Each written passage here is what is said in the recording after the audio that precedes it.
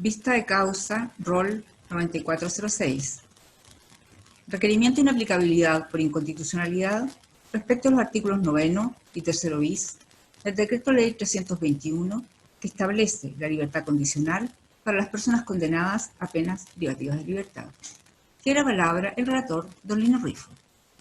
Muchas gracias, señora presidenta. Certifico que el Pleno de esta Magistratura Constitucional sesiona de manera remota el día de hoy, integrado por la totalidad de sus señoras y señores ministros titulares. A Focas 1, don Maximiliano Eduardo Murat Mancilla, en representación de don Rodrigo Pérez Martínez, Marco Antonio Bustos Carrasco, Aquiles Navarrete y Sarnotegui y Julio Cerda Carrasco, acciona de inaplicabilidad por inconstitucionalidad respecto a los preceptos antes enunciados, argumentando en torno a efectos contrarios a la Carta Fundamental que generaría la aplicación de los preceptos en cuestión desde diversas vulneraciones a la Carta Fundamental. Señala a los afectados ser oficiales en retiro del Ejército de Chile que se encuentran cumpliendo condena en el Centro de Cumplimiento Penitenciario de Punta Peuco, condenados por delitos de secuestro calificado. Señalan que el Tribunal de Conducta del Centro Penitenciario de Punta Peuco no les postuló ninguna lista de aquellos postulantes privados de libertad que deben posteriormente ser revisados por la Comisión de Libertad Condicional para el segundo semestre del año 2020, pese a que sostienen se cumplían los requisitos legales para ello. En el caso del señor Pérez Martínez, se refiere a la existencia de un pronunciamiento de esta magistratura ya en el rol 6.985, que acogió el requerimiento y declaró inconstitucional e inaplicable el artículo 3 bis y el artículo 9 del Decreto Ley 321, a propósito de no haber sido incluido en la lista de postulantes a libertad condicional del periodo del primer semestre del año 2019. Explica que tras el fallo incluso fue postulado para el segundo semestre de 2019 para ello, y sin embargo ahora se ha resuelto no postularlo tanto para el primer como así también en el segundo semestre del año 2020, sin que haya sido modificada su situación o haya incurrido en causal alguna para no ser postulado. Por lo anterior, el requirente, como abogado en representación de los afectados, interpuso una acción de amparo constitucional ante la Corte de Apelaciones de Santiago el 24 de septiembre del 2020 en contra de lo resuelto por Gendarmería de Chile. Esto es específicamente en contra de las resoluciones emitidas por Gendarmería de Chile del 8 de septiembre del presente año. En lo relativo al conflicto constitucional planteado, señala que el precepto impugnado vulnera el principio de legalidad en materia penal, reconocido en el artículo 19, numeral 3, inciso 8 de la Constitución, en relación al principio de nula pena sine lege, al aplicar retroactivamente una ley más gravosa para el imputado, estableciendo mayores exigencias para obtener el beneficio de libertad condicional, incidiendo así de manera directa en su libertad personal, al restringir con pautas más gravosas el acceso paulatino a la libertad total. La Carta Fundamental señala que ningún delito se castigará con otra pena que la que señale una ley promulgada con anterioridad a su perpetración, a menos que una nueva ley favorezca al afectado, resultando plenamente aplicable la prohibición de retroactividad de la ley penal a la ejecución de la pena y el régimen penitenciario aplicable. Explica que desde el punto de vista jurisprudencial no cabe duda de que la Corte Suprema ha reconocido tanto la aplicación del principio de legalidad en materia de derecho penal penitenciario y o ejecutivo como la aplicación al principio de irretroactividad de la ley penal en materia de la etapa de ejecución de pena cuando ésta es más desfavorable al reo. Destaca la discusión jurídica y posición del Tribunal Constitucional respecto a los requerimientos de inaplicabilidad por inconstitucionalidad de los artículos de la Ley 18.216, refiriendo que respecto a las modificaciones de tal normativa, esta magistratura se ha pronunciado reiteradamente en cuanto a que dichas modificaciones que tratan sobre la pena, y en especial aquellas normas que tratan sobre el disponiente y el Estado, tienen como límite el respeto a ciertos principios constitucionales como son el principio de legalidad o el principio de humanidad, entre otros, tal como se ha sostenido en la causa rol 3062. Por lo anterior, concluye que desde una perspectiva material no existen razonamientos que permitan excluir a la etapa de ejecución de la pena del alcance de la prohibición de retroactividad desfavorable, ya que todos y cada uno de ellos afectan a la intensidad de la privación de libertad e impactan lógicamente en la gravedad real de la pena de prisión. Comenta que la actuación de Gendarmería fue arbitraria e inconstitucional, en tanto infringe las normas constitucionales establecidas en los artículos 1, 5, inciso 2, 6 y 7 de la Constitución, al efectuar una interpretación errónea de las modificaciones introducidas por la Ley 21.124, cambiando con ello la teoría de determinación de los tiempos mínimos requeridos para estos efectos, vulnerando su derecho a la igualdad respecto de aquellas personas que, habiendo cometido delitos en la misma época, se obtuvieron libertad condicional por haber postulado antes de la modificación legal referida y afectando en esencia dichas garantías de conformidad al artículo 19, número 26 de la Carta Fundamental. Afirma que igualmente existe una vulneración al principio de igualdad ante la ley respecto a otros internos condenados por crímenes de lesa humanidad y por secuestros calificados en contexto de presuntas violaciones a derechos humanos, en cuanto la Corte Suprema ha concedido libertad condicional a internos del centro penitenciario Punta Peuco, exigiéndoles solo el cumplimiento de la mitad de la condena, sin colaboración sustancial o la confesión del delito. Para tales efectos, cita diversos fallos a hojas 8 y siguientes del libelo. Por último, hace presente que parte de la presente discusión ya fue zancada en el Derecho Internacional de los Derechos Humanos desde el año 2013 por el Tribunal Europeo de Derechos Humanos a propósito del caso Río Prada con España. En aquel fallo explica, entre los años 1988 y 2000, la demandante, un miembro de la organización terrorista ETA, fue condenada en calidad de autora de asesinato a penas que ascendían a más de 3.000 años de privación de libertad.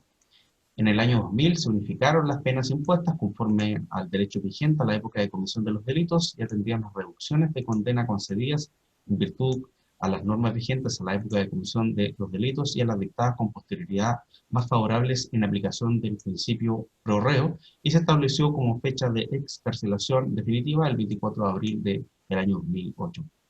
No obstante, lo anterior, el 19 de mayo del año 2008, se le notificó que en base a una nueva jurisprudencia, los beneficios penitenciarios y las reducciones de pena debían computarse sucesivamente sobre cada una de las penas pronunciadas y no sobre la pena unificada.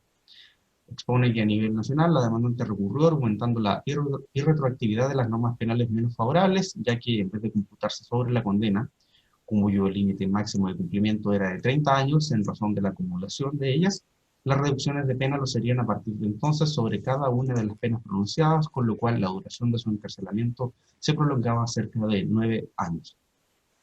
Refiere que la Audiencia Nacional Española desestimó los recursos interpuestos, argumentando que la cuestión que se planteaba no se trataba del límite máximo de las penas de prisión, sino de las modalidades de cómputo de los beneficios penitenciarios de dichas penas, con el fin de determinar la fecha de puesta en libertad, agregando que los beneficios penitenciarios se debían desde entonces computar en relación con cada una de las penas tomadas individualmente y que no se había infringido el principio de irretroactividad, ya que se había aplicado la ley penal que estaba vigente al momento de su aplicación.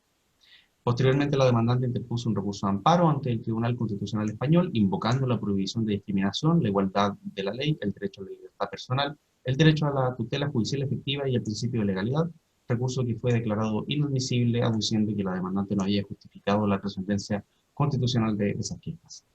Expone que para resolver el Tribunal Europeo de Derechos Humanos se refirió a los principios de nullum crimen nulla pena sine lege, al concepto de pena, y a su alcance y a la previsibilidad de la ley penal, condenando al Estado español y declarando ilegal el mantenimiento del demandante en régimen de privación de libertad. Destaca así, en síntesis, en lo que aquí se resuelve, que se estableció que cuando las medidas que se adoptan por parte del Poder Legislativo, las autoridades administrativas o los tribunales después de la imposición de la condena definitiva o durante su cumplimiento redundan en una redefinición o modificación del alcance de la pena impuesta por el tribunal sentenciador, dichas medidas deben quedar comprendidas en el ámbito de la prohibición de la aplicación retroactiva de las penas, consagrada en el artículo 7.1 del Convenio Europeo de Derechos Humanos. Agrega que, de otra manera, los estados serían libres, modificando la ley o reinterpretando los reglamentos vigentes, por ejemplo, de adoptar medidas para redefinir retroactivamente el alcance de la pena impuesta en perjuicio del condenado cuando este último no podía imaginarse tal circunstancia en el momento de la comisión del delito. En tales condiciones, el artículo 7.1 antes referido quedaría privado de todo efecto útil respecto a las personas condenadas cuyas condenas fueran modificadas ex post facto en su detrimento. Señala que para determinar si una medida adoptada durante la ejecución de la condena afecta a su alcance, el tribunal debe examinar lo que suponía realmente la pena impuesta conforme a la ley nacional en vigor al momento procesalmente relevante, o en otras palabras, cuál era su naturaleza intrínseca. Para hacerlo debe tener en cuenta la ley nacional en su conjunto y forma de aplicación en tal momento. Exponiendo lo anterior, viene a solicitar que sea acogido el libelo y se declaren inaplicables los preceptos antes referidos. Se ha conferido traslado a las demás partes de la gestión judicial pendiente y a los órganos constitucionalmente interesados. La parte querellante de los familiares de don Julián Peña Maltés, Alejandro Pinochet Arenas, Manuel Sepúlveda Sánchez, Gonzalo Fonsalida Navarrete y Julio Muñoz Otárola, evacúan traslado a Fojas 494, abogando por el rechazo del libelo. Exponen en síntesis que en el presente caso los artículos 3 bis y 9 del Decreto Ley 321 no tendrán aplicación ni resultarán decisivos para resolver el asunto referido a la no postulación al beneficio de libertad condicional de los requerentes. Esto por dos motivos. En primer lugar, pues como ha señalado la Corte Suprema, la decisión de no postular al interno a un proceso de libertad condicional no implica una amenaza ilegal a la privación a la libertad personal del amparado. Señala que esto es tan evidente que incluso habiéndose acogido previamente por esta magistratura un requerimiento en términos casi idénticos, esto es el rol 6.985, cuya resolución empieza a constituir una jurisprudencia minoritaria a su juicio, no fue decisiva, motivando que el amparo del requerente, en este caso el señor Pérez Martínez, fuera rechazado por la Corte Suprema. Expone que la jurisprudencia mayoritaria del Tribunal Constitucional ha rechazado estos tipos de requerimientos y que a nivel doméstico la doctrina y la jurisprudencia mayoritarias coinciden en que las disposiciones sobre libertad condicional son reglas administrativas no comprendidas en la garantía de legalidad penal. En conexión con lo expresado anteriormente, señala que lo planteado en realidad se trata de una cuestión de mera legalidad sobre sentido, alcance e interpretación legal. La Unidad Programa de Derechos Humanos de la Subsecretaría de Derechos Humanos del Ministerio de Justicia y Derechos Humanos igualmente ha evacuado traslado, según consta a Focas 501. Comparte lo expresado por la querellante ante referido en torno al carácter no decisivo de los preceptos aludidos, refiriendo la jurisprudencia de la Corte Suprema al respecto, como así también las alegaciones relativas a la falta de fundamento del libelo. El Consejo de Defensa del Estado ha evacuado traslado, según consta a Fojas 505, abogando por el rechazo del libelo. Señala en este sentido de que el libelo trata cuestiones de legalidad e interpretación de la ley y no de contravenciones a la Constitución. Expone que esta magistratura constitucional ha dicho y reiterado innumerables veces que no le corresponde establecer con carácter vinculante el sentido y alcance que el juez del fondo debe dar al precepto en caso de aplicarlo. No es de su competencia fijar el sentido de la ley y destaca a tales efectos lo resuelto en los roles 1314 y 1327 a modo ejemplar. Expone que el Tribunal Constitucional ya se pronunció desestimando la inconstitucionalidad respecto a la cuestión de retroactividad de la ley número 21.124, que modificó el Decreto Ley 321 con ocasión de los requerimientos presentados contra dicho proyecto de ley por un grupo de senadores y diputados, señalando en general que el examen de la retroactividad de la ley penal es una cuestión de legalidad, desechando la posibilidad de que la determinación de mayor rigurosidad de la nueva ley pudiera ser materia de un examen de constitucionalidad. El Decreto Ley 321, que establece la libertad condicional para las personas condenadas a penas privativas de libertad, se enmarca dentro del denominado derecho penitenciario chileno, cuya naturaleza jurídica forma parte del derecho administrativo y que al aplicarse las normas del Decreto Ley antes referido, no se está aplicando la ley penal sustantiva ni procedimental, sino normas del derecho administrativo, toda vez que el sistema penitenciario chileno está entregado a la administración, encontrándose las actuaciones de la actividad penitenciaria sujetas a un permanente control interno, externo y, por cierto, jurisdiccional.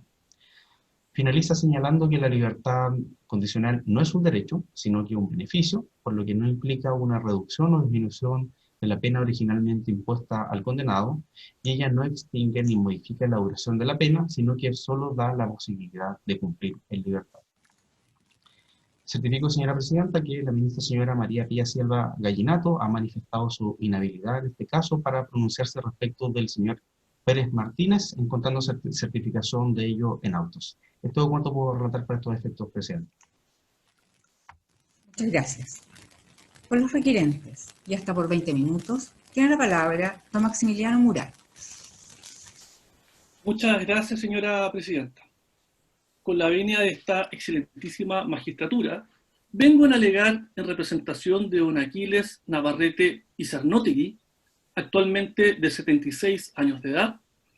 Vengo a alegar en representación de don Julio Cerda Carrasco, de 73 años de edad, de don Marco Bustos Carrasco, de 61 años de edad, y don Rodrigo Pérez Martínez, de 64 años de edad, el presente requerimiento de inaplicabilidad por inconstitucionalidad respecto a los artículos 3 bis y al artículo 9 del Decreto Ley 321, que establece la libertad condicional de los penados, y cuya última modificación, vuestra señoría muy bien conoce, fue de la Ley 21.124.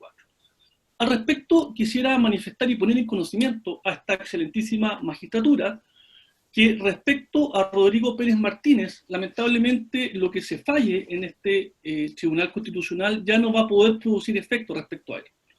¿Por qué? Porque hace unos días atrás me enteré que efectivamente el Ministerio de Justicia le concedió el beneficio de reducción de condena, habiéndose cumplido su condena totalmente. Sin perjuicio de ello, le manifesté mi intención de desistirme del requerimiento respecto a él, pero lamentablemente no pudo obtener su visto bueno o venia porque teme que le revoquen dicho beneficio en cualquier momento, aunque quedan plazos legales por ocurrir, y si es que eso pasa, efectivamente sigue teniendo presente la alternativa de la libertad condicional. Este temor de mi representado, que pareciera ser lejano a la ley, está latamente fundado en los hechos que han ocurrido a su respecto después de la tramitación anterior del recurso de inaplicabilidad respecto a su persona, y ya voy a explicar en unos segundos más.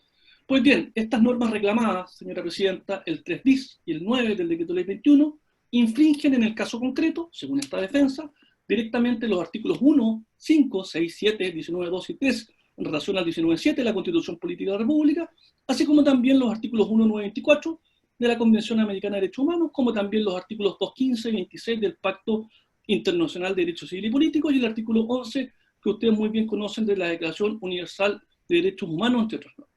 Voy a comenzar relatando los hechos que dan lugar a este requerimiento, luego daré lugar o daré juicio a el conflicto de constitucionalidad y el caso concreto y el efecto que se produce en el caso concreto.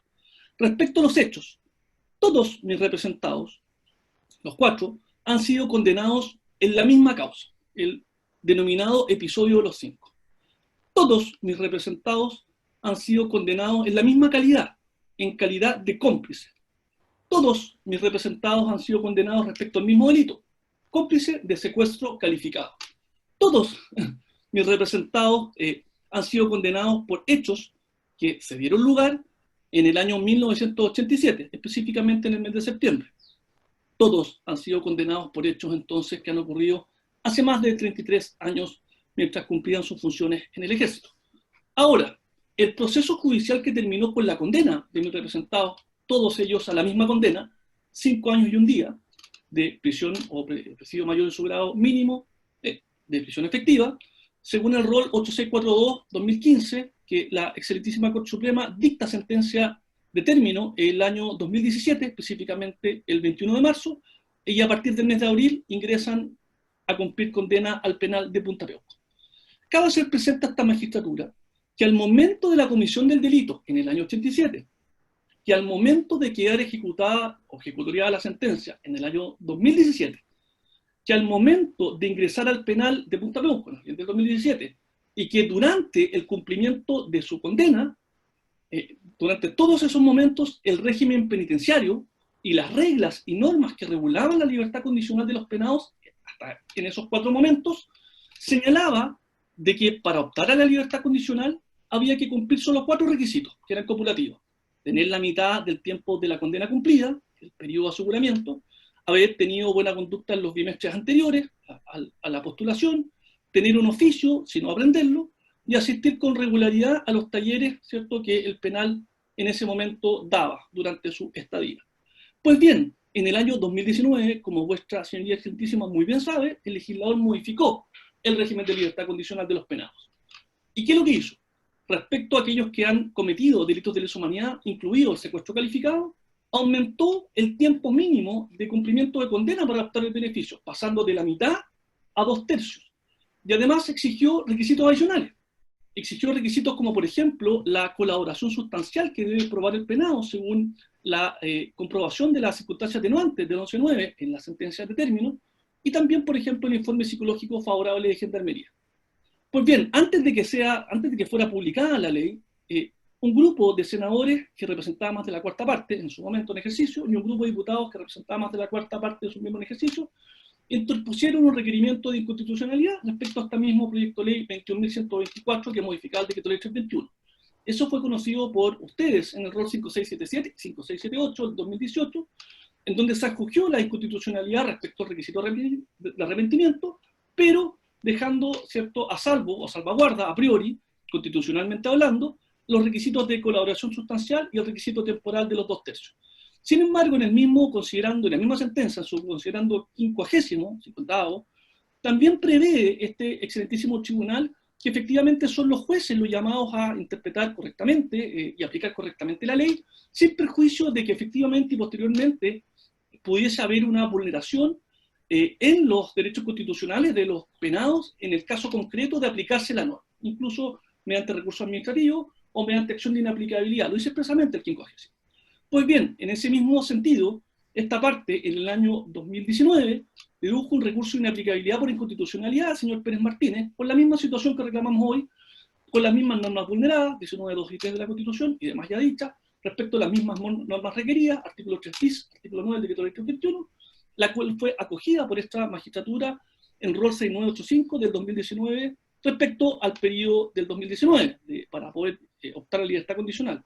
Sin embargo, mientras se estaba a punto de dictarse el fallo, curiosamente Gendarmería decidió postular al proceso de libertad condicional del señor Pérez Martínez para el segundo semestre del año 2019, lo que significó claramente que el recurso de amparo perdiera su oportunidad, es decir, cómo iba a seguir alegando un recurso de amparo respecto a una persona que ya estaba postulada para el beneficio de libertad condicional, que era lo que yo reclamaba, haciendo inaplicable las normas concretas, lo que finalmente se tradujo en que la Corte Suprema terminó por rechazar el recurso de amparo, en rol 11.159, diciendo además que el recurso de amparo tenía fines distintos y que no tenían, en este caso, una amenaza a la libertad personal por el hecho de quedar fuera del proceso de libertad condicional. Bueno, eso es materia de otro análisis. Pero ¿quién es lo más grave? A renglón seguido, Gendarmería sigue cambiando nuevamente el criterio. O sea, primero lo postula el 2018, después no lo postula el 2019, y ahora el 2020 decide el primer y segundo semestre no postular a Pérez Martínez ni a ninguno de los demás requerentes que yo represento en esta causa.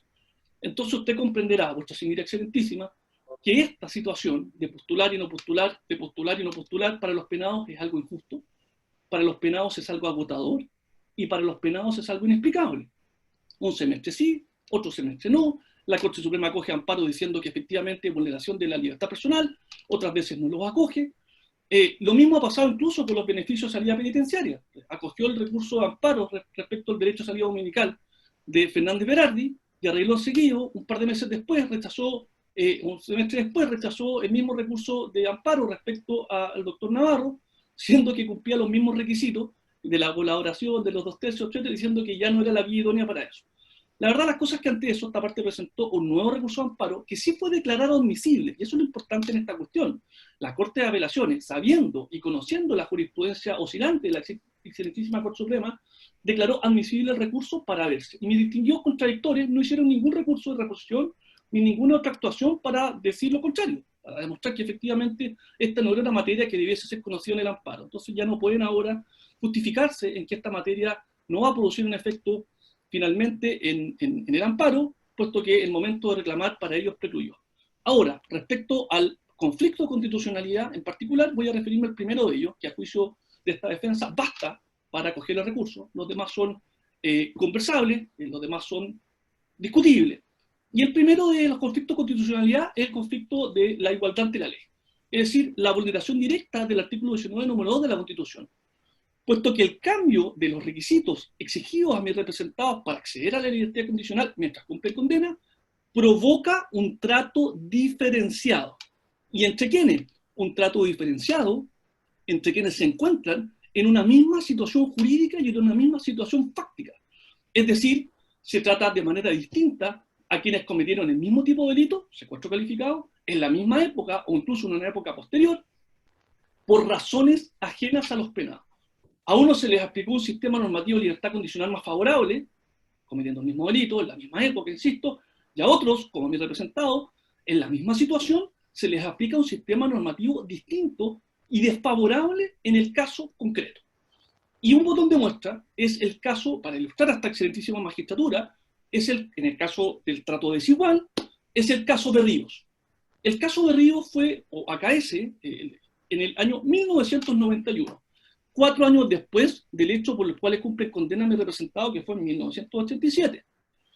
Y en ese caso, respecto al secuestro calificado del químico de la DINA en la época, don Eugenio Berrío, En ese caso, a las personas que se les condenó por delito de secuestro calificado, que es el mismo delito, insisto, que me he representado, ellos pudieron acceder a un régimen de libertad condicional con las reglas anteriores a la modificación de la ley 21.124. Es decir, a estas personas se les exigió la mitad de la condena y no los 2/3. A estas personas se les exigió, no se les exigió colaboración sustancial. A estas personas no se les exigió informes psicológicos favorables de gendarmería.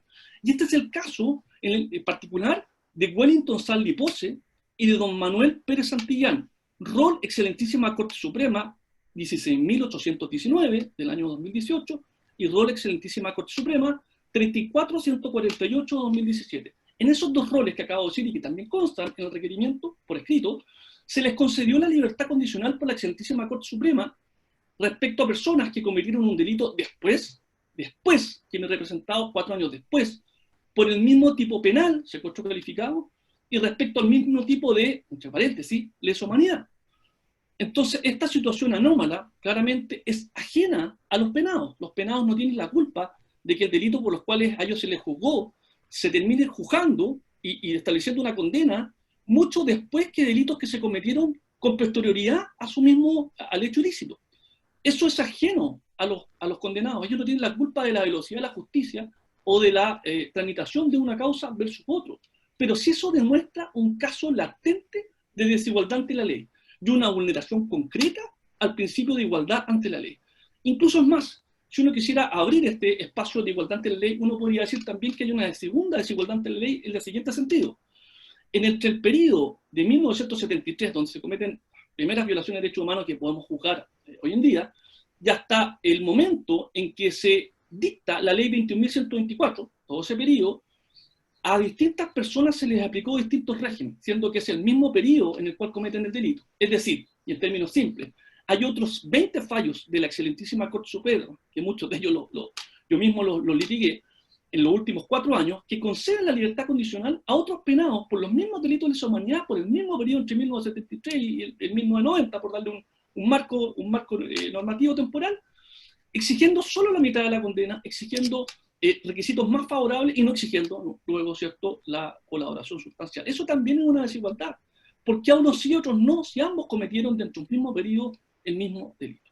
Pues bien, eso bastaría para coger el recurso, en este caso requerimiento, y no es una cuestión de mera legalidad, como sí podría discutirse en el caso de la infracción del principio de retroactividad, sino que es una cuestión concreta de vulneración al trato desigual ante la ley, ante la misma situación, respecto al mismo delito, pero respecto a distintas personas. Ahora bien, el segundo conflicto constitucional, y perdonen que vaya rápido, pero ha sido cortado mi alegato a 20 minutos, y en el caso tener que hablar muchas de las cuestiones que estoy conversando. El segundo conflicto constitucional es respecto a la garantía del 19.3, la irretroactividad de la ley, o el efecto retroactivo desfavorable.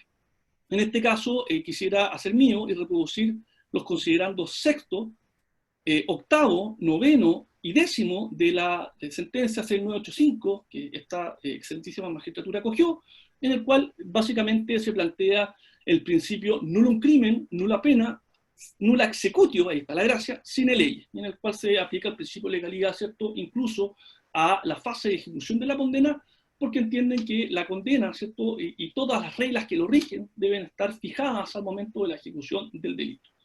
Sin embargo, como muy bien lo señaló el señor relator, la doctrina Barot y lo que terminó fallando el Tribunal Europeo de Derechos Humanos muy decididor al respecto. Fíjese que el Tribunal Europeo de Derechos Humanos es el referente directo de la Corte Interamericana de Derechos Humanos cuando no hay casos similares, y por lo tanto es una destacada fuente material que nutre a la Corte Interamericana de Derechos Humanos y por lo tanto también, ¿cierto?, nos nutriría a nosotros de la misma manera. El caso Río Prada con España, en este caso, como bien dijo el relator, la señora Etarra, que cometió delitos de terrorismo, fue condenada a una chorrera de años, que finalmente, por efectos de normas legales de la ejecución de la pena, se le redujo la condena, igual como se le redujo a Pérez Martínez y ahora está con la pena cumplida, ¿cierto?, a un determinado periodo de tiempo, cercano a los 9 años. Sin embargo, cuando estaba a punto de salir la Etarra, ¿cierto?, el gobierno español cambia el criterio, cambia la jurisprudencia, cambia las normas, cambia las reglas del juego, con la denominada jurisprudencia doctrina Parot, y en ese caso, la Etarra, haciendo uso de todos sus derechos legales, ¿cierto?, termina en el Tribunal Europeo de Derechos Humanos, y aquí viene la gracia del cuento. quien termina analizando todo el tema penitenciario, todas las normas que rigen el cumplimiento de la pena, la modalidad, la forma y su reducción, y su contabilización del tiempo, que es una cuestión mucho más administrativa todavía. ¿Y qué es lo que señala el Tribunal Europeo de Derechos Humanos? Señala que el principio de legalidad incluso tiene que alcanzar a la ejecución de la condena, a la fase ejecutiva. Y dice que después de la imposición de la condena definitiva o durante su cumplimiento, en ese caso también se debe aplicar, ¿cierto?, el principio de legalidad, y no se puede aplicar una ley con efecto retroactivo si es desfavorable. Incluso cita, para ilustrar el punto y para dar cuenta de la normativa, el artículo 7, el numeral 1 del Convenio Europeo de Derechos Humanos, que dice que nadie puede ser condenado por una acción o una omisión que en el momento en que haya sido cometida no constituya una infracción, según el derecho nacional o internacional. Igualmente no podrá ser impuesta una pena más grave que la aplicable al momento de la infracción que ha sido cometida. O sea, lo que hace es interpretar esta norma, que pareciera que solo rige a la aplicación de la pena y no posteriormente a la ejecución de la pena, diciendo que es amplia y que rige en este caso a todo el espectro, incluido la fase de la executio o la ejecución de la pena. Finalmente, como tercer conflicto constitucional, quisiera manifestar que en el caso concreto se vulnera el artículo 1 y 5 de la Constitución Política de la República, quinto y segundo, ¿no?, en atención a que dichos preceptos lo que hacen es establecer el principio esencial que tiene como finalidad la pena. ¿Cuál es el derecho de todo penado a la reinserción social? En este caso, ¿por qué digo el artículo 1? Porque en el artículo 1 se determina la dignidad de la persona como un requisito sine qua non de los demás derechos humanos, el principio esencial de la finalidad de la persona y su dignidad, ¿no? Y así también lo han sostenido distintos organismos y distintos tratados internacionales.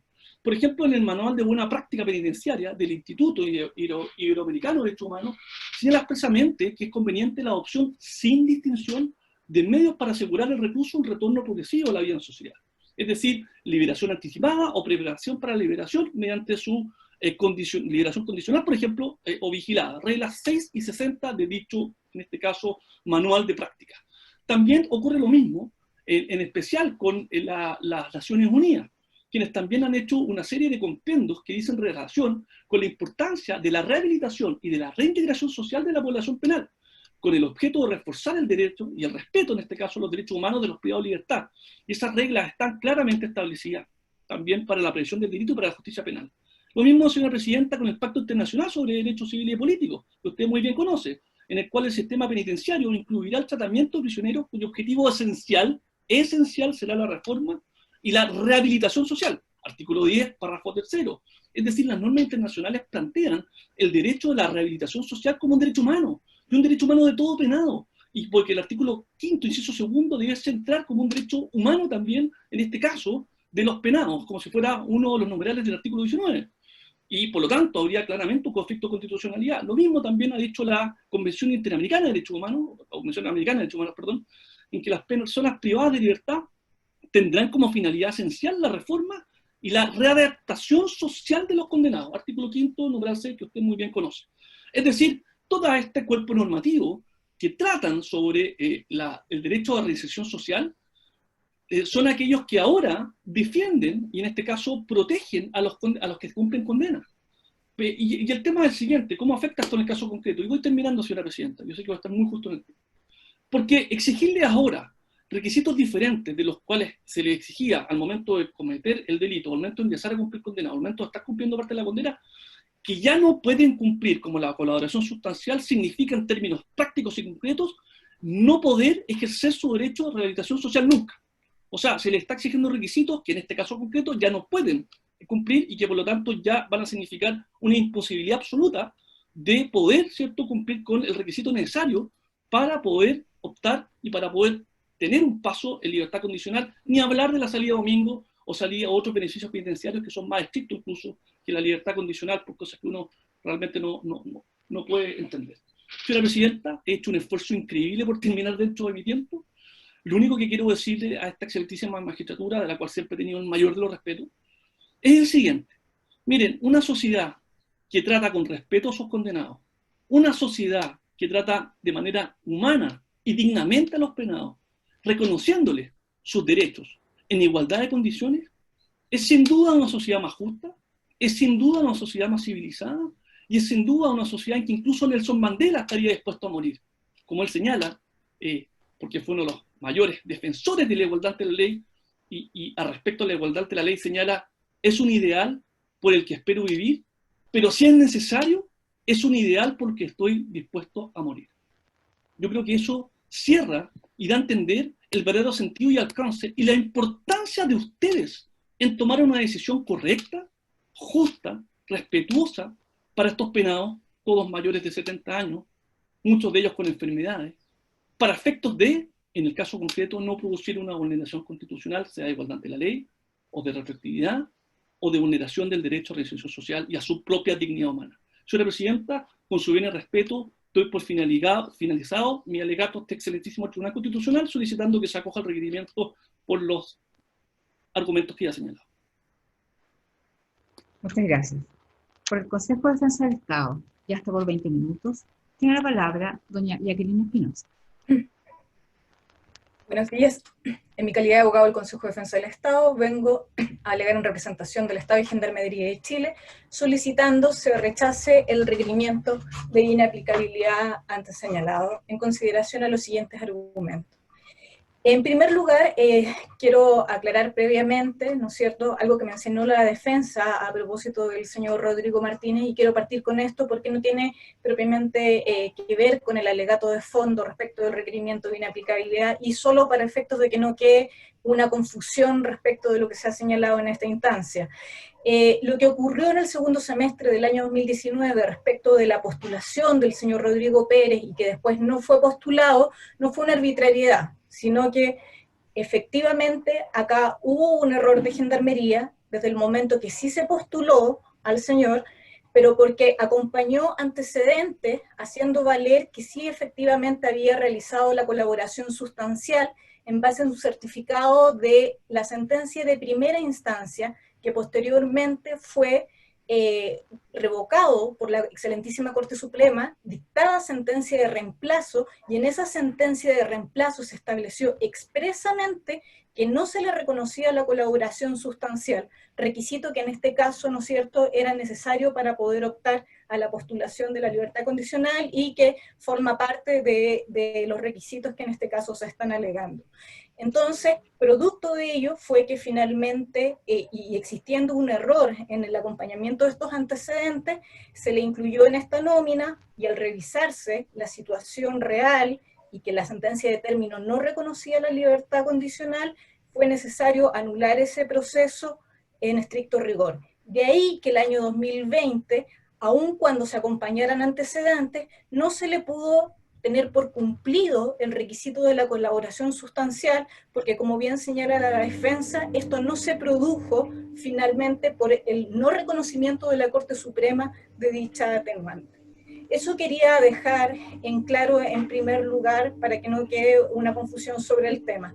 En segundo lugar, también dejar en claro que el criterio que la Corte Suprema tuvo para efectos de rechazar el amparo en su momento del señor Rodrigo Pérez no tiene que ver con la postulación o no postulación de él a la libertad condicional, producto de los motivos que recién señalé, sino porque ha tenido la Corte Suprema también una jurisprudencia consistente, donde en varios pronunciamientos ha señalado que esa no es la vía idónea para reclamar respecto de la libertad condicional. Así es que no hay una situación particular respecto del señor Rodrigo Pérez en ese sentido.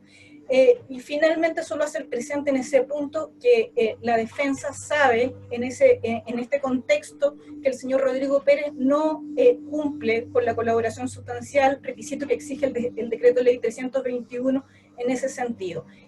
Lo voy a dejar acá y voy a cerrar esa parte porque evidentemente no tiene que ver con el alegato, ¿no es cierto?, propiamente tal de esta inaplicabilidad, en atención a que cualquiera de los requisitos, entiendo yo, que están exigiendo el artículo 3 bis del decreto ley 321, se insertan en esta discusión, ¿no es cierto?, de si es aplicable o no al día de hoy a los privados de libertad, haciendo finalmente presente que, como bien señala también la defensa, en este caso, todos los requirentes ya cumplieron el tiempo requerido. Les voy a pedir disculpas por el ruido, pero a pesar de que cerré las persianas metálicas que tiene la casa, de todas maneras yo lo siento muy fuerte, así que espero que eso no esté enturbiando el alegato. Respecto del tema de fondo del requerimiento de inaplicabilidad, muy corto porque efectivamente el señor relator ya lo señaló. Esto es una cuestión de legalidad, no de constitucionalidad. ¿Qué ley vamos a aplicar? En este caso concreto, es una respuesta que nos tiene que dar, ¿no es cierto?, el juez de fondo, existiendo pronunciamientos reiterados también del Tribunal Constitucional en el sentido que señala que no es, ¿no es cierto?, de su competencia fijar el sentido de la ley. En este caso, el precepto impugnado y el decreto ley 321 se enmarca dentro de lo que es el derecho penitenciario, cuya naturaleza jurídica es formar parte del derecho administrativo. Por lo tanto, acá no hay una discusión de afectación del principio indubio pro reo ni del lex previa. Varios autores de la doctrina chilena lo han reconocido de esta manera. Tenemos a Fernando Ponce, Eduardo Cordero Quinzacara, Luis Cousiño Maquiver y don Alfredo Echeverri. También, si entendemos, los órganos que forman parte, ¿no es cierto?, de esta discusión son órganos de naturaleza administrativa, integran la administración penitenciaria, la que a su vez forma parte de la administración del Estado. Los órganos principales de los que estamos hablando son Ministerio de Justicia y Gendarmería de Chile. Así también la Comisión de Libertad, a pesar de estar integrada, ¿no es cierto?, por un juez de garantía o tribunal oral y un ministro de Corte de Apelaciones, resuelve como un órgano administrativo y no como un órgano jurisdiccional. Los procedimientos que estamos aplicando en este contexto son también de naturaleza administrativa y se rigen por la ley 19.880, que establece las bases que rigen los actos de la administración del Estado y que se aplican al Ministerio de Justicia y Gendarmería de Chile.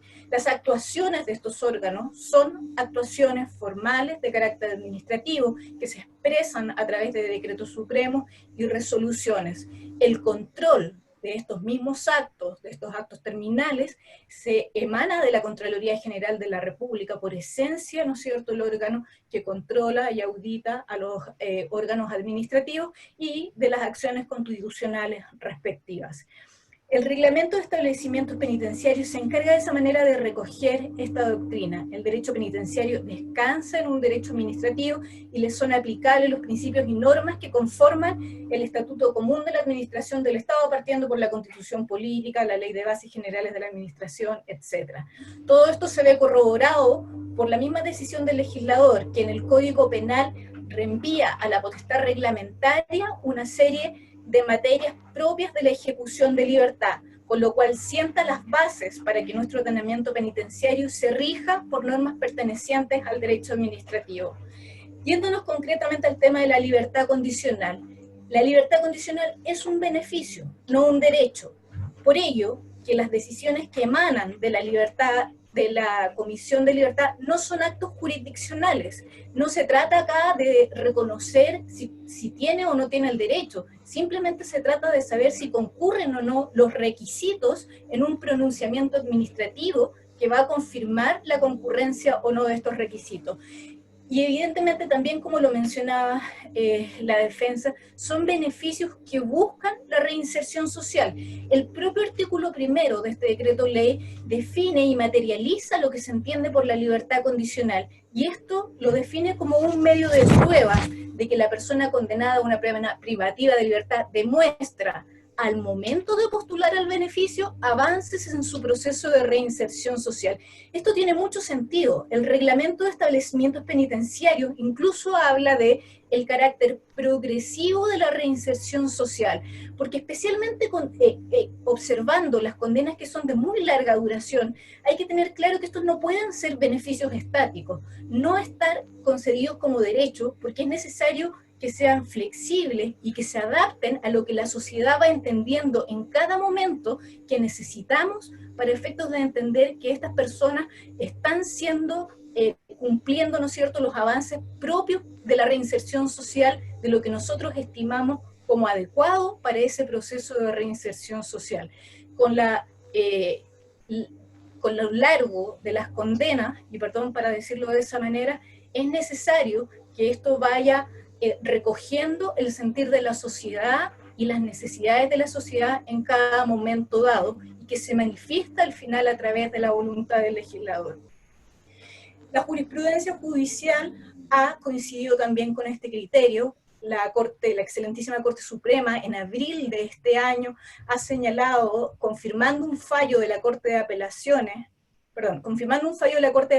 que rechazó un recurso de protección en el que se señaló expresamente que, si me permite, señora presidenta, un momento muy cortito, que considerando la naturaleza administrativa del órgano que la concede, estima esta Corte que las exigencias para postular a un condenado a la libertad en cuestión son normas de tipo administrativo, lo que importa que los requisitos para su concesión, como lo expresa el propio artículo 9 del Decreto Ley 321 en su redacción actual, deben evaluarse a la fecha de su postulación. Esto en el rol de ingreso Corte Suprema, que confirmó el fallo de la Corte de Apelaciones 24.838 del 2020.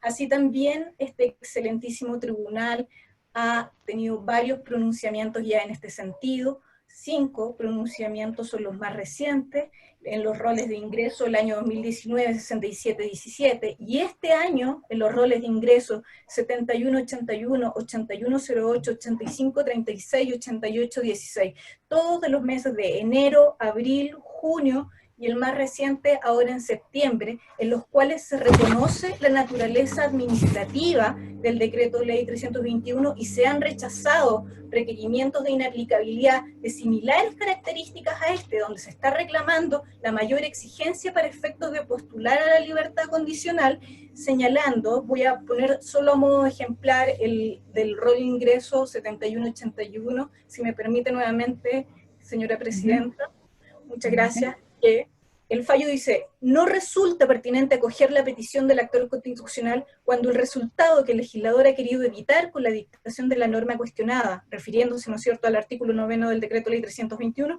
no es más que evitar errores del proceso de libertad condicional, que de manera enfática establecen la naturaleza administrativa de la preceptiva, lo cual infiere que dichas disposiciones se aplican in actum, tal como quedó plasmado en el texto legal.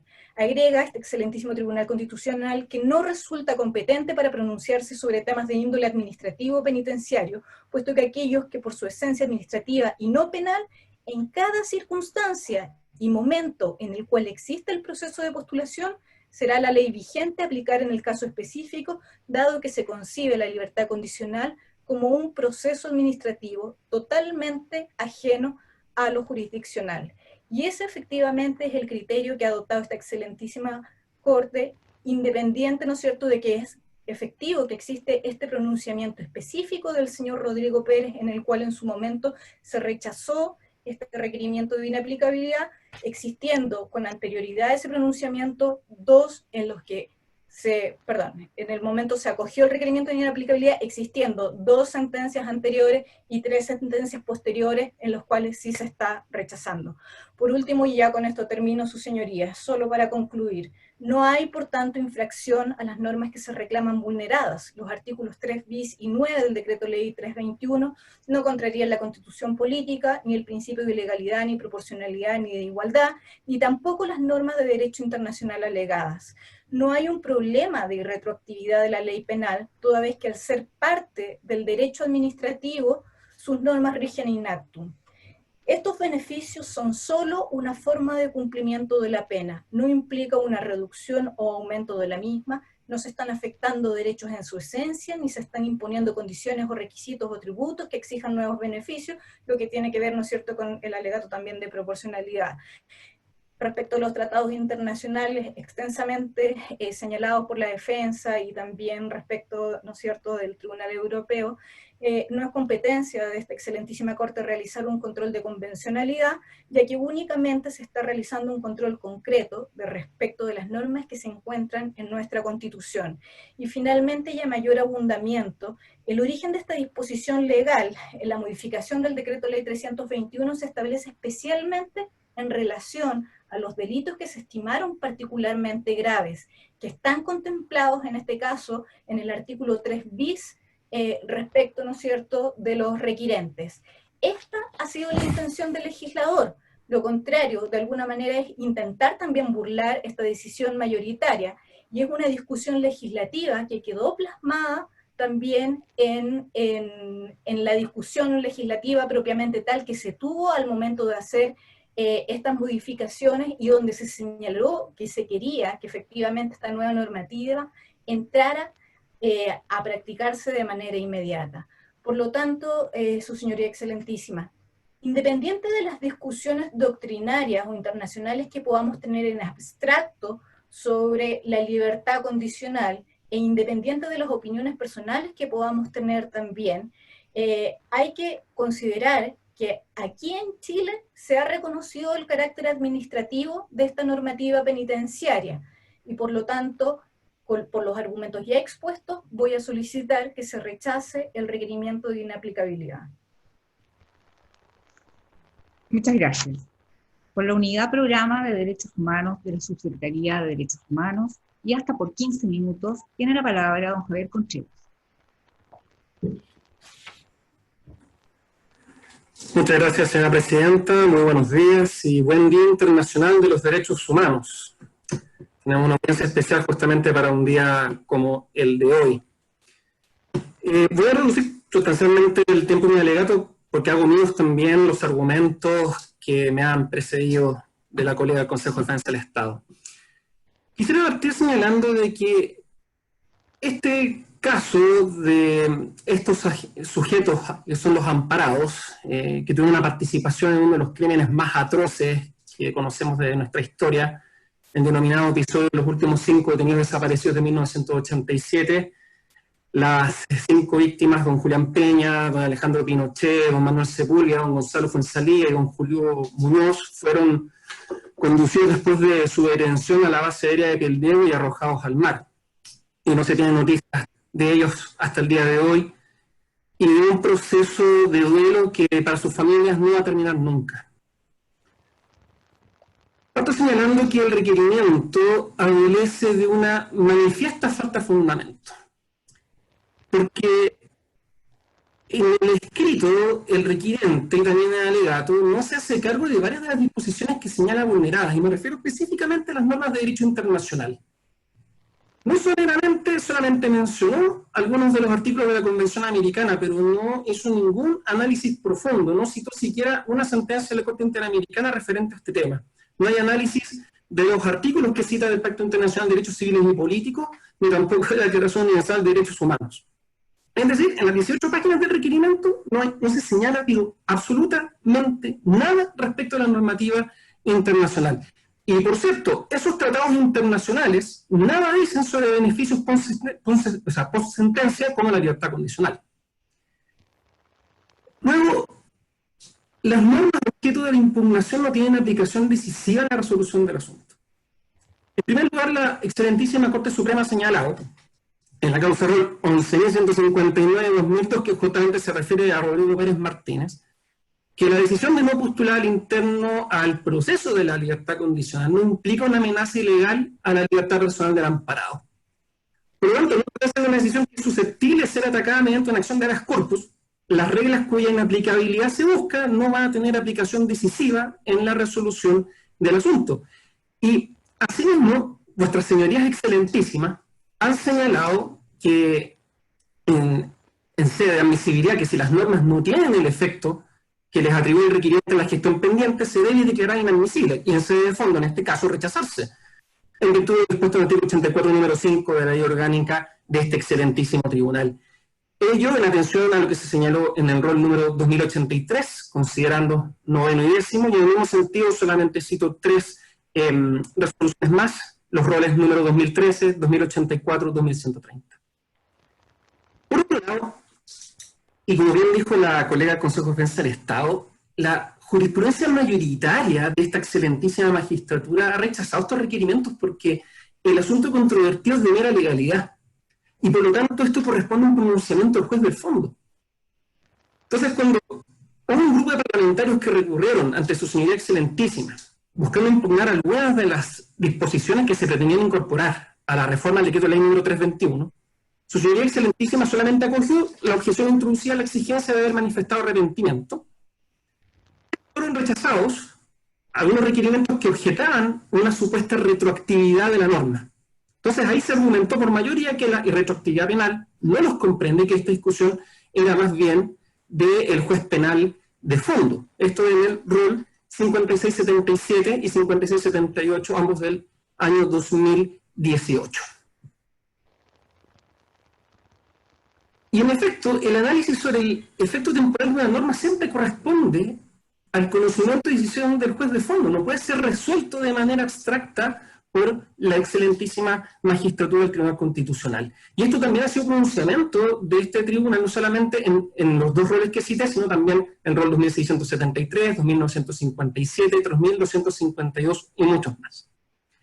Y también ha sido refrendado esto por su señoría excelentísima cuando la materia en cuestión dice relación con los efectos en el tiempo. Cito este ejemplo, el rol 8025 y en el mismo sentido 8026 y 8027.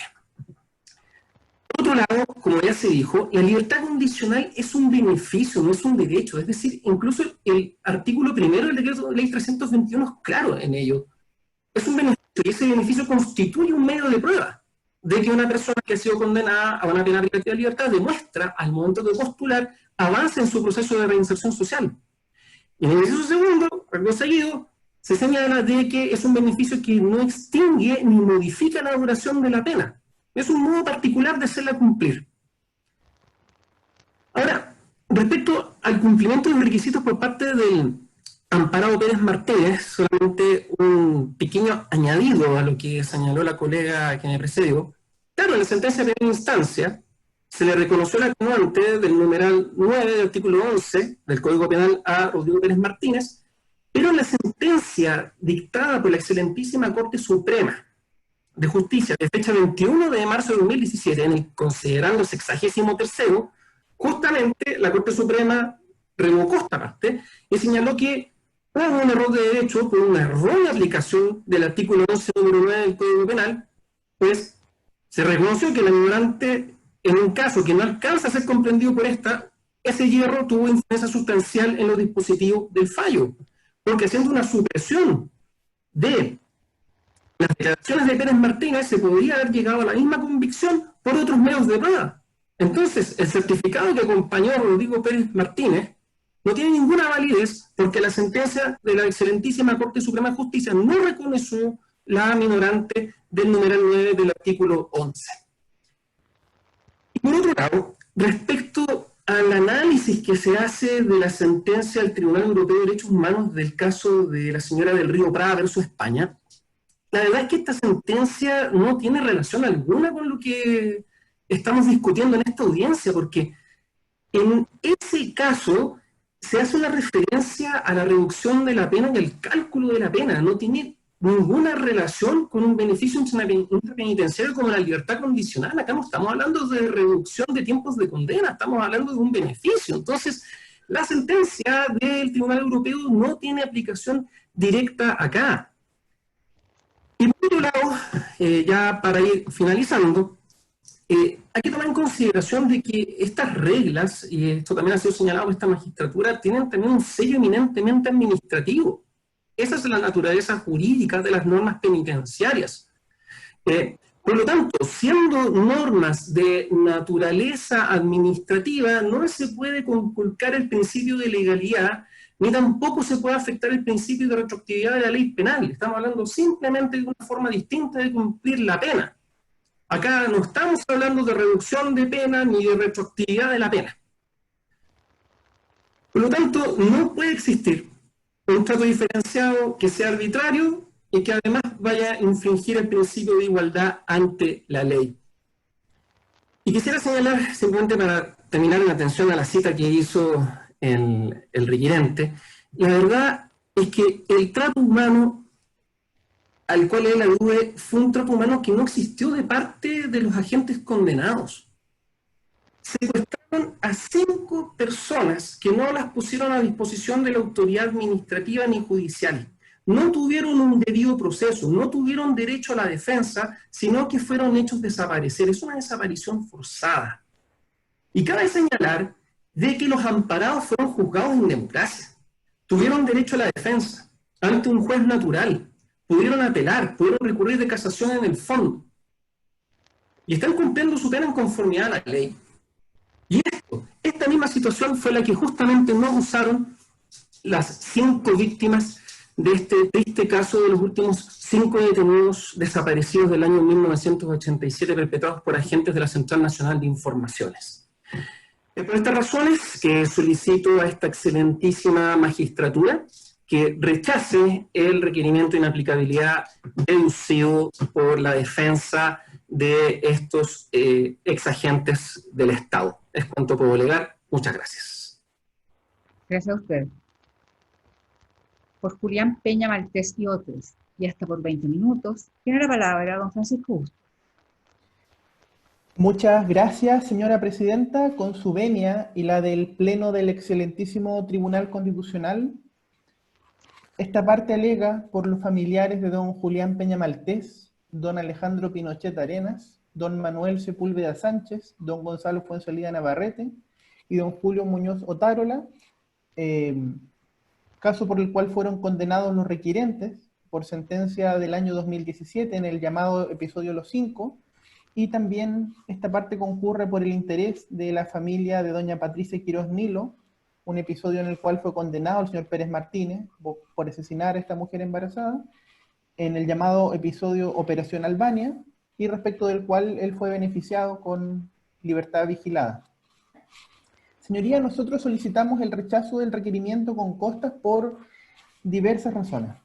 En primer lugar, yo quiero sumarme a lo señalado por mi colega, el señor Javier Contreras, de que hoy es el Día Internacional de los Derechos Humanos y hoy está más que nunca presente las obligaciones del Estado de garantizar, de asegurar, de promover los mismos.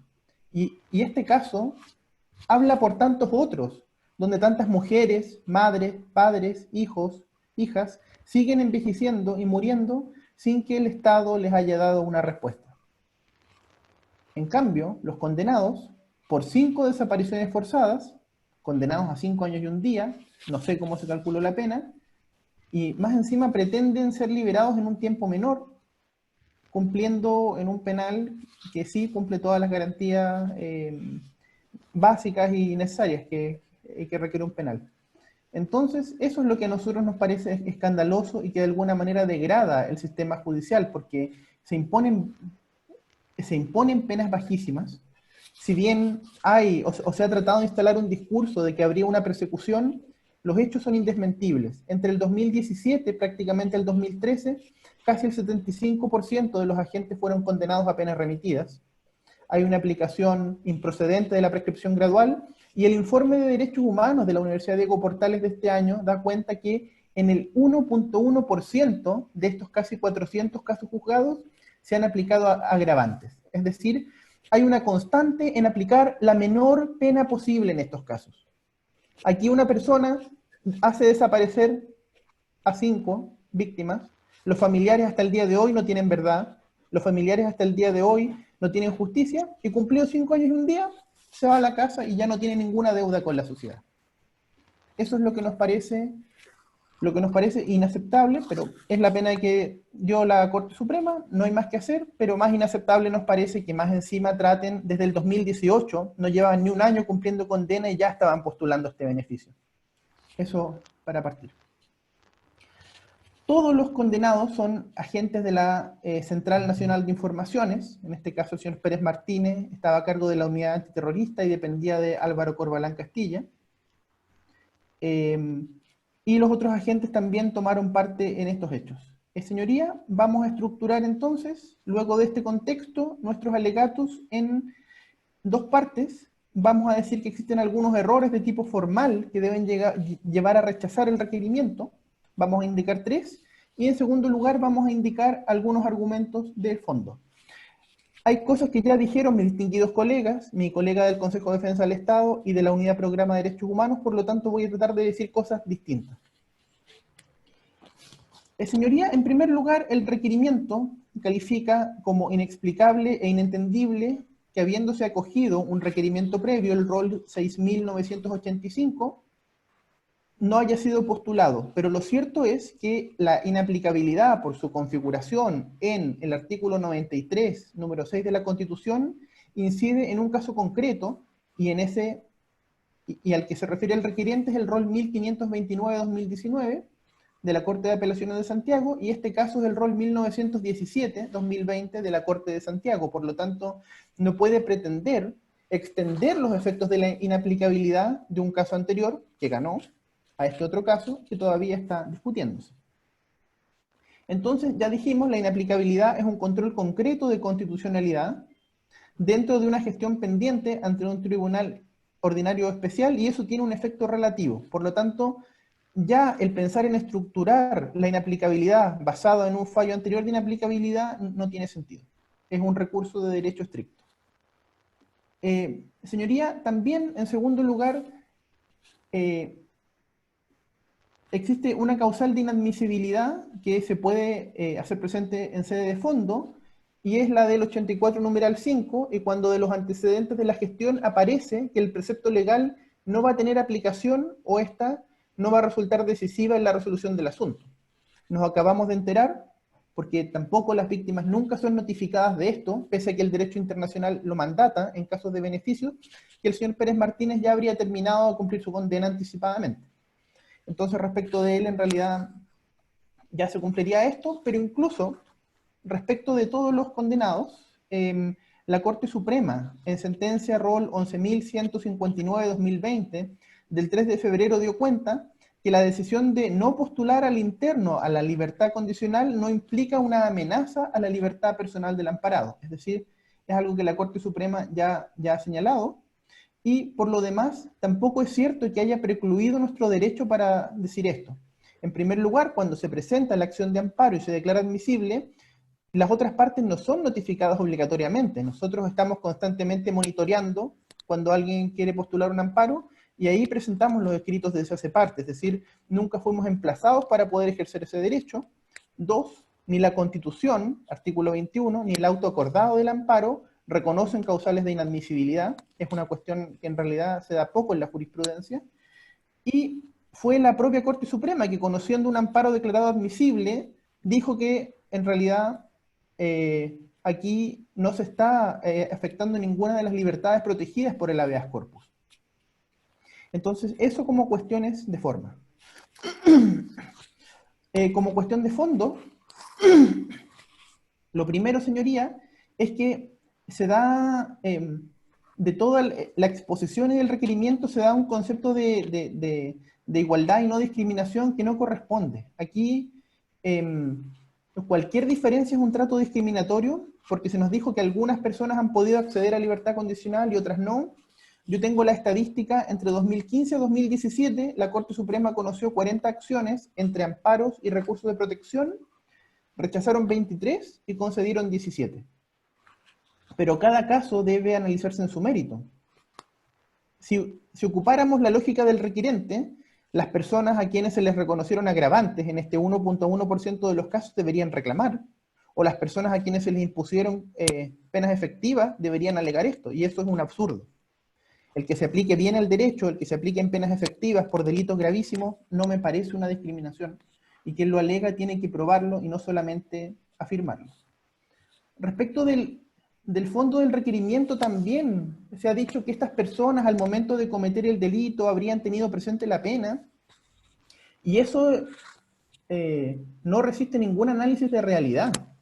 Si uno piensa, el decreto ley 321 está pensada para un tipo de criminalidad que asociamos a la marginalidad, y por eso pedían que la gente supiera leer y escribir, estuviera rehabilitada, tuviera profesión, pero en este caso son agentes del Estado, es decir, tenían profesión, y este era su trabajo, el cometer crímenes era su trabajo. Y acá quiero citar solamente a don Manuel Salazar en el libro Las letras del horror, tomo 2, cuando analiza la diferencia entre la DINA y la SNI. Dice, él diferencia dos aspectos fundamentales. Uno, subordinación jerárquica, a interior y no a la Junta, pero dice además una cosa que es bien perversa. La CNI tiene una nueva función genérica, que es mantener la institucionalidad vigente. Entonces, estas personas cometían estos crímenes como parte de su trabajo. Y eso es ahí lo que no estaban pensando en la pena que iban a recibir. No se concebían a sí mismos como personas que cometían crímenes. Y aquí vale traer esta observación que hace Kelsen. En la naturaleza entendemos si es A una causal naturalística tiene que ser B, pero en el derecho, si es A, debe ser B, y este debe ser no siempre es. Como dice Olive Crona, el castigo no se sigue al delito como el efecto sigue a la causa. Hay muchas cosas que pueden obstruir el que una persona reciba la consecuencia jurídica, y en este caso era la impunidad generalizada, en este caso eran tribunales adictos al régimen militar a comienzos de los 90, en este caso son las penas bajas y una serie de factores que incidieron en que estos casos solamente pudieran ser perseguidos tardíamente. Entonces, señoría, no hay en ningún momento una representación del actuar delictivo ya hasta bien entrado, probablemente hasta la detención del general Pinochet, o hasta que estos casos se comenzaron a juzgar. Entonces tampoco se nos puede decir que estas personas creían que estaban sujetos a un régimen de libertad condicional. Señoría, otro aspecto de fondo, la libertad condicional requiere que se pruebe la reinserción social de estas personas, y en ningún caso eso consta en este proceso. Ya lo ha dicho la Corte Suprema en el caso contra Raúl Iturriaga Newman, rol 76.487-2016, citando a don Eduardo Novoa Monreal, entendiendo que la libertad condicional es este medio de prueba de la rehabilitación. Y lo que buscan hacer los requisitos que fueron incorporados por el legislador en el año 2019, dice en relación con especificar esto respecto de los crímenes de lesa humanidad, entendiendo que todos los requisitos previos ya eran cumplidos y la particularidad que tienen estos delitos y otros crímenes graves. El hecho que el legislador pueda distinguir las consecuencias jurídicas de un delito, o que también pueda precisar mayores requisitos administrativos para que alguien pueda ser beneficiado, no es una cuestión alocada en el derecho, es algo que pasa todo el tiempo. Y esto es un conflicto de mera legalidad. La pregunta de si la ejecución forma parte de la legalidad penal es un asunto fuertemente discutido, no es un asunto pacífico. El tenor literal del artículo 9 de la Convención Americana, del artículo 15 del Pacto de Derechos Civiles y Políticos, de los artículos 22, 23 del Estatuto de Roma, e incluso del 7.1 del Convenio Europeo, dan cuenta de este núcleo de la irretroactividad. Las conductas deben estar fijadas claramente por ley, claramente definidas, con anterioridad a la perpetración del hecho, y la pena también debe estar claramente determinada. Cuando se discutió la acusación constitucional contra miembros de la Corte Suprema producto de unas libertades condicionales, todos los especialistas que concurrieron, al margen que algunos estaban por la acusación y otros en contra, dieron cuenta que aquí existía una deuda del poder legislativo. Profesores tan prestigiosos como don Alfredo Echeverri dieron cuenta, si el Congreso modificara esto, estos requisitos se aplican al momento de la postulación. E incluso personas que están a favor de la tesis del requiriente, como el profesor Guillermo Oliver, señala, es un tema discutido, la doctrina mayoritaria señala que no es parte de la legalidad penal, la jurisprudencia mayoritaria señala lo mismo, entonces es algo que debiera revisar la sala penal de la Corte Suprema. El determinar la vigencia de una ley es una materia típica de legalidad, como ha dicho este excelentísimo tribunal en el rol 5677. También lo ha dicho en los roles 2673, 2957, 3252, 3844, que el determinarse un cambio es o no desfavorable no es algo que se pueda resolver en forma abstracta. También haciéndonos cargo de la jurisprudencia del caso Río Prada contra España, ahí también hay varias cosas que precisar. En primer lugar, basta leer algunos párrafos. Por ejemplo, el 89, cuando se señala, el tribunal no descarta la posibilidad de que las medidas que se adoptan por el Poder Legislativo puedan redundar en una redefinición o modificación del alcance de la pena. Es decir, el lenguaje que usa no es el lenguaje categórico. El lenguaje que usa más bien, al decir no descarta la posibilidad, es que se trata de un asunto que es objeto de discusión. Y ya este tribunal lo ha reconocido en algunos votos al decir que las cuestiones relativas a la ejecución de la pena no afectan el derecho de la legalidad penal en la medida que no impliquen una ejecución de una pena más grave que la prevista en la ley. Los señores Pérez Martínez, Izarnotegui, Carrasco, Bustos, no van a recibir una pena más grave. Si fueron condenados a 5 años y un día, no van a salir en 6 años ni en 7. pero van a salir por lo menos en 5.1, que es lo que nosotros esperamos, o en 5.1 menos los descuentos que correspondan conforme a la ley.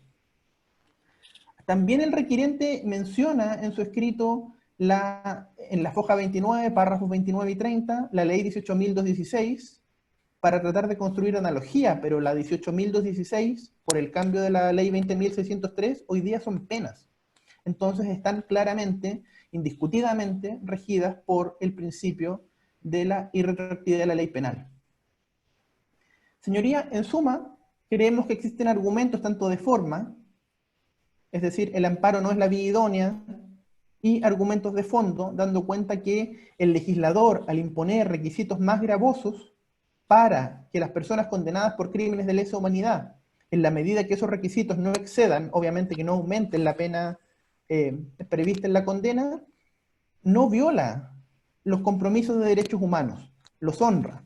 El hecho que el legislador reconozca que hay delitos que tienen particularidades especiales, como pueden ser los crímenes de lesa humanidad, respecto de los que hay obligaciones especiales de evitar la impunidad, es que consideramos que en este caso concreto, materia de inaplicabilidad, debe rechazarse la presente acción respecto de los 4 requirentes, señores Pérez Martínez, Bustos Carrasco, Navarrete y Sarnotegui y Cerda Carrasco. Por eso, concluyo aquí mis alegaciones, instando nuevamente por el rechazo del mismo. Gracias. Señora ministra, señores ministros, ¿tienen preguntas a los señores, a la señora, a los señores abogados? No habiendo preguntas, ha terminado la vista de la causa. Muchas gracias.